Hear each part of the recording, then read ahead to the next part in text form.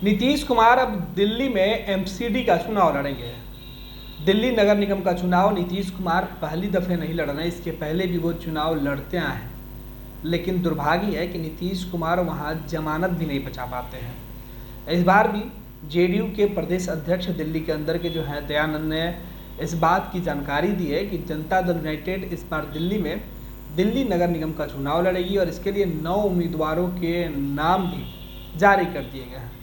आपको बता दें कि दिल्ली नगर निगम का चुनाव 4 दिसंबर को होना है। उसके लिए तमाम जो तैयारी है वो पूरी कर ली गई है और अब जनता दल यूनाइटेड की तरफ से एक बार फिर से दिल्ली नगर निगम चुनाव के लिए उम्मीदवार उतारे गए हैं और ये दावा किया जा रहा है कि इस बार जीत उनकी होगी। दरअसल पिछला कई चुनाव दिल्ली के अंदर जनता दल यूनाइटेड लड़ी है और हर चुनाव में नीतीश को मुँह की खानी पड़ी है।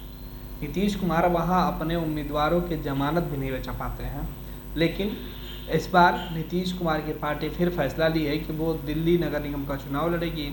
आपको बता दें कि पिछले चुनाव में भी जनता दल यूनाइटेड के तरफ से उम्मीदवार उतारे गए थे और खुद बिहार के मुख्यमंत्री नीतीश कुमार चुनाव प्रचार करने पहुंचे थे। बिहार जनता दल यूनाइटेड के जितने दिग्गज नेता हैं सभी को दिल्ली के उन इलाकों में भेजा गया था कैंप करने के लिए जो बिहारी बहुल इलाका है, यानी जिन जगहों पर बिहार के लोग ज़्यादा रहते हैं दिल्ली के अंदर, उन सभी इलाकों में जनता दल यूनाइटेड के नेता कैंप किए हुए थे। लेकिन जब चुनाव का परिणाम सामने आया तो रिजल्ट मन मुताबिक ही नहीं था, बल्कि काफ़ी निराशाजनक था। वहाँ पे जनता दल यूनाइटेड के जो उम्मीदवार थे वो अपनी जमानत भी नहीं बचा पाए थे और अब एक बार फिर से जेडीयू ने यह फैसला किया है कि वो दिल्ली नगर निगम का चुनाव लड़ेगी। इसके लिए पहली जो लिस्ट जनता दल यूनाइटेड की तरफ से जारी की गई है उसमें 9 उम्मीदवार जो हैं उनके नाम शामिल हैं।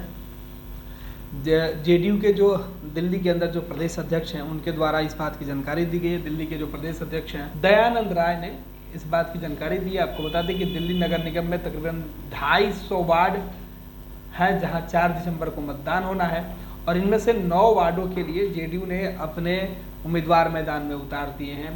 दिल्ली के अंदर नीतीश कुमार पिछले 15 सालों से दाव आजमाते आ रहे हैं, लेकिन हर चुनाव में जेडीयू को करारी हार का सामना ही करना पड़ रहा है। जेडीयू ने एमसीडी का पिछला चुनाव भी लड़ा, उसमें नीतीश कुमार खुद प्रचार करने पहुंचे थे। इसके बावजूद भी उनके उम्मीदवार को कोई खास फायदा नहीं पहुंचा। आपको बता दें कि जनता दल यूनाइटेड को जो वोट मिलते हैं उससे उनकी जमानत भी नहीं बच पाती है। अब दिल्ली के विधानसभा चुनाव में भी नीतीश कुमार की पार्टी का कमोबेश यही हाल रहा है। हालांकि 2020 में हुए दिल्ली विधानसभा के चुनाव में भाजपा ने जेडीयू के लिए 2 सीटें छोड़ दी थी, लेकिन कोई उम्मीदवार जीत नहीं पाया था।